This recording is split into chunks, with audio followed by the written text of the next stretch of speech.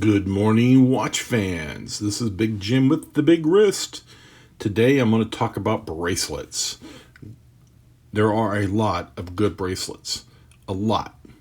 Everything on here has at least a good bracelet. But there are very few excellent bracelets that are just adjustable and comfortable and well made and just look good and drape properly. The bracelet includes the clasp. Some people might not think it's very fair because there are some good bracelets with really bad clasps. I personally don't have any bad clasps on the table here.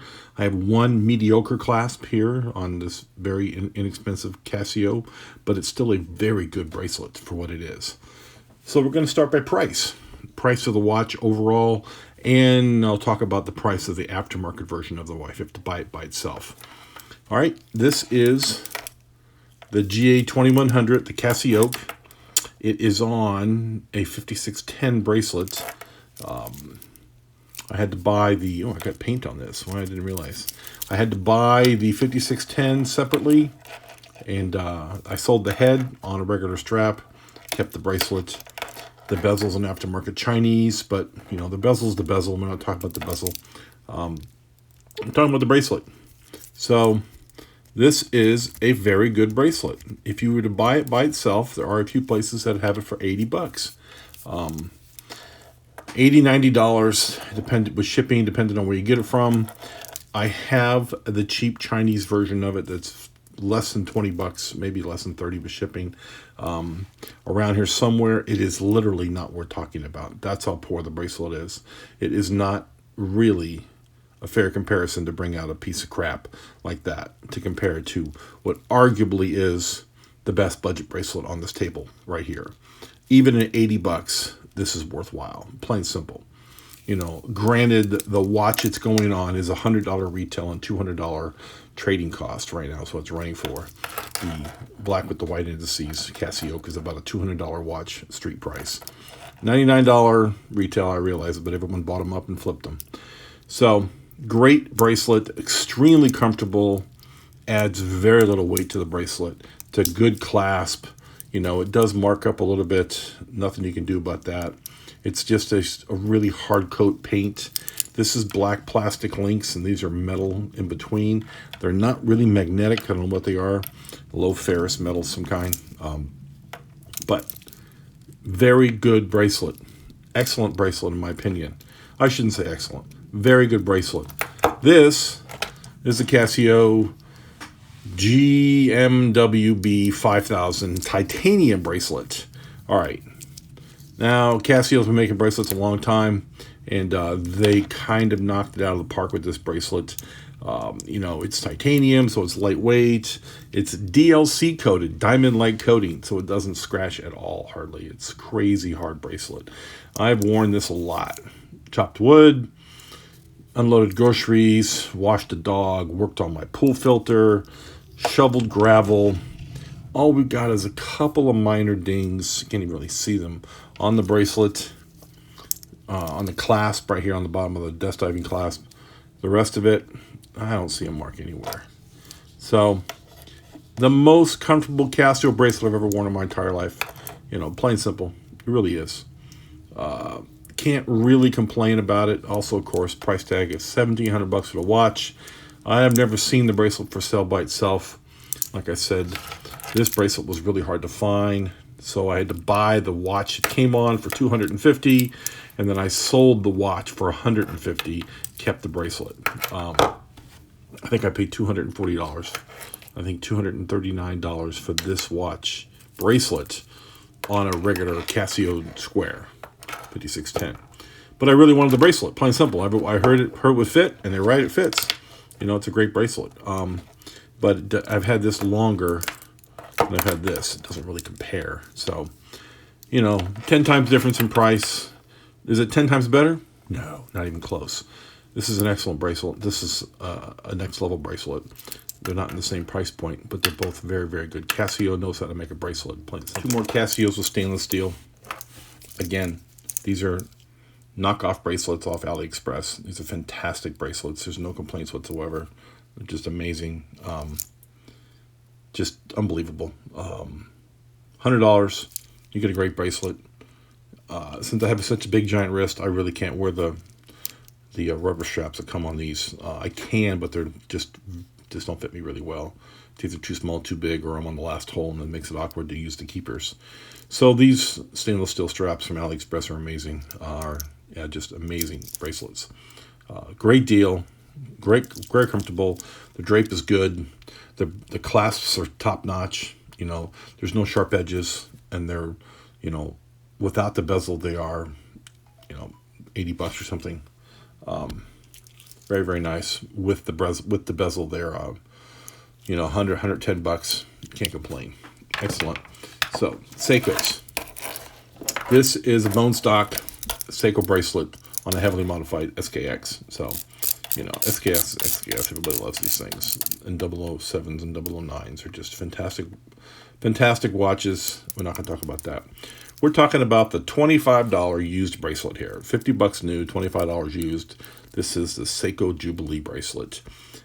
Extremely comfortable. I wish it had a better clasp. I understand Mark at Long Island Watch has fixed that problem, and I need to get my hands on one of his. But this is a fantastic bracelet with a very average clasp. And I only keep this watch because it's so comfortable to wear. These watches are extremely similar. This is a bigger, more manly style watch. And I love the face, but the bracelet, look at the bracelet from Strap Code. This is a Strap Code hexad, and got a great milled clasp. It's got 6 micro adjusts. Look at that thing. Extremely good drape, very comfortable, very, very comfortable, very, very nice, 100% brushed, not a shiny surface anywhere. It matches the Save the Ocean Samurai perfectly. It was like it was made for it, because it actually was made for it. Very cool. No complaints at all. The bracelet it came on was okay, but it had a tinny kind of clasp, the standard inexpensive Seiko clasp, which I didn't care for. So I got the hexad for it. Can't complain. And arguably the two best bracelets on the table here belong to sister company Rolex and Tudor. They're owned by Hans Wolfdorf, nonprofit. They are separate companies now, but they have the same, they're owned by the same umbrella company, and really got no complaints about these two bracelets. This is a $2,500 watch. This is a $6,000 watch, and these are the bracelets. They both drape really well. This has a better taper. The Rolex, Rolex arguably makes the best bracelet regardless of price. You could compare this to a $25,000 Patek, and the bracelet would still hold its own, really. That's how good these bracelets are. Rolex really, this is a $6,000 watch, granted. But you could sit this next to JLC, Patek, Vacheron, and you would go, wow, great bracelet. Really, they're that good. The Tudor, though, is the Tudor, at $2,500 is no slouch.